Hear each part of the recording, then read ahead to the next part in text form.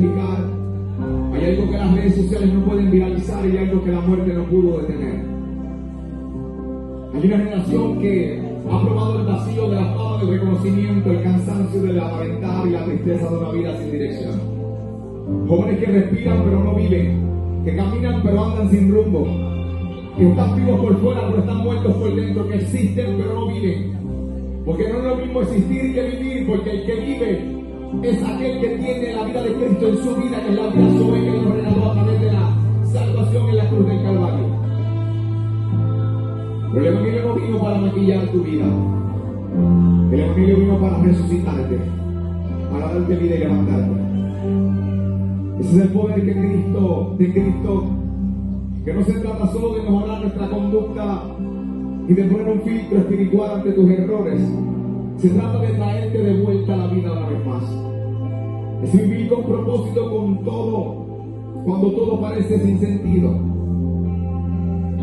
Porque una vida de resurrección es una vida que anhela intimidad, no solo información. Es como bien decía Filipenses capítulo 3 verso 10, a fin de conocerle y el poder de su resurrección y la participación de su padecimiento, llegando a ser semejante en él, en su muerte. Está hablando de que yo quiero conocer al Señor.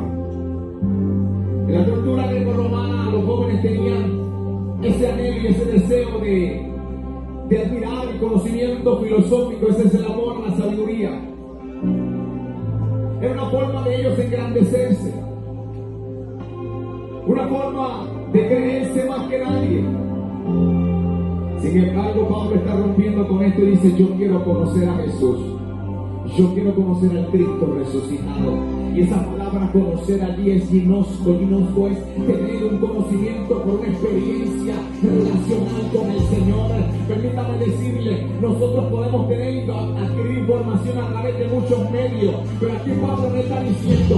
Pablo está diciendo: mira, el estudio teológico es muy bueno, la academia es muy buena, pero hay algo que la academia y el estudio teológico no te va a dar. Te va a dar conocimiento, pero no te va a dar experiencia. Y yo quiero conocerlo íntimamente. Y en esa vida relacional, una vida resucitada es una vida de relación íntima con el Señor, donde queremos conocerlo a Él. Mucho más que informarme de Él, yo quiero verdaderamente conocer a Cristo. Una vida de resurrección es una vida de poder. Donde allí mismo en Filipenses 3:10 dice: a fin de conocerle y el poder de la resurrección. Es el poder de la resurrección. Allí en Filipos, una ciudad romana, los ciudadanos veían el poder en términos militares y imperiales. Pero Pablo redefine el poder, que no es el de Roma, sino el de un Cristo crucificado que ahora vive. Es el mismo poder que está en ti, juventud.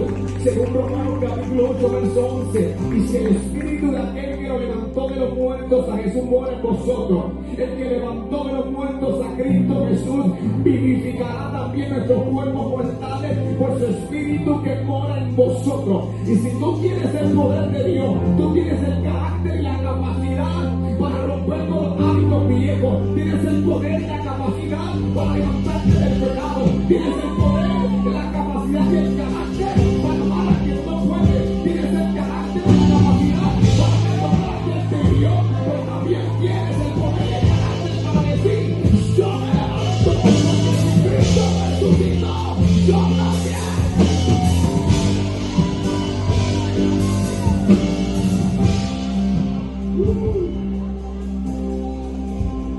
Porque una vida de resurrección no es una vida perfecta, joventud, sino una vida donde cada caída es una oportunidad de levantarnos con más fuerza en Cristo.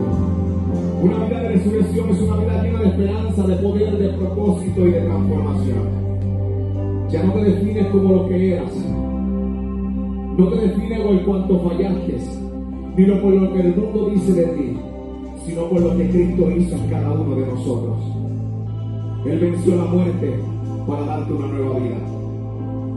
Y cierro mi sermón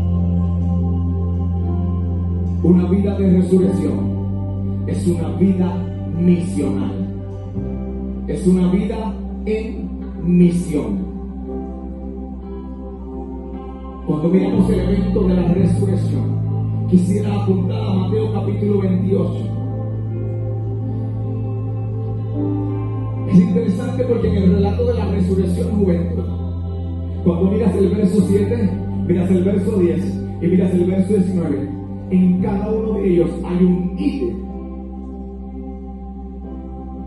Se lo voy a explicar ahora. En el verso 7 hay un id, en el verso 10 hay un id, en el verso 19 hay un id. Mateo 28, id. Allí hay un mensaje. Y cuando usted vuelva a predicar en el domingo de Pascua de Resurrección, dígale a la iglesia que la tumba vacía le está gritando a la iglesia a que salgan a anunciar que Cristo está vivo. Qué bueno que lo miren en las redes sociales. Qué bueno que pongan la foto de Cristo saliendo, Jesús saliendo de la tumba. Eso es lindo, pero Cristo te está diciendo: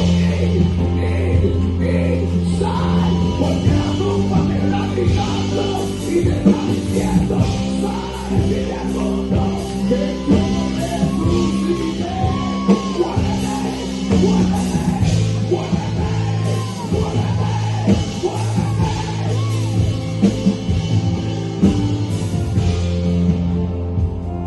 Cada uno de los id aquí significa muévete ya. Es la idea de Dios esperando que cada uno de nosotros nos movamos. El id no es un imperativo. El imperativo de Dios es hacer discípulos. El id es muévete ya. Pero el imperativo, aun cuando miras el verbo en su lenguaje original, es un imperativo presente que dice: hacer discípulo es el imperativo de Dios. El id es una acción ante el imperativo. Tienes que moverte, predica. Pero aquí lo importante es que hagamos discípulos. En el verso 7 del Mateo 28, el ángel le dice a María: díganle a los discípulos que él ha resucitado y que se encuentren con él en Galilea, donde todo comenzó. Id, el primer id. En el verso 10, Jesús las encuentra y le dice: dile a mis hermanos que yo he resucitado y que se encuentren conmigo, que vayan que voy delante de vosotros para que se encuentren conmigo en Galilea. Parafraseado. Él dijo, muchacho, Carlos dijo: mira, dile a mis hermanos. ¿Saben lo que ha pasado con los discípulos?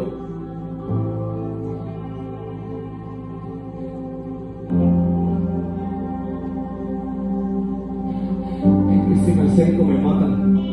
Se escondieron, tenían miedo.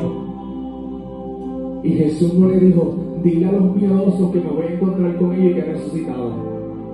No le dijo: dile a los que me abandonaron, dile a los que me negaron. Jesús dijo: dile a mis hermanos. Y esa palabra hermano, ¿sabe lo que significa ahí?